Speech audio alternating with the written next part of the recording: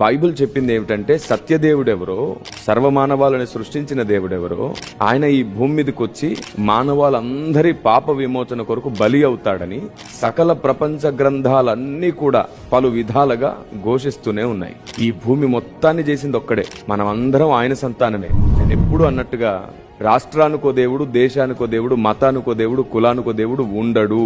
సర్వభూమికి ఒక్కడే దేవుడు కాబట్టే మతానికో భూమి, మతానికో చంద్రుడు, సూర్యుడు లేరు. ఒక్క భూమి మీదే అందరం ఉన్నాం.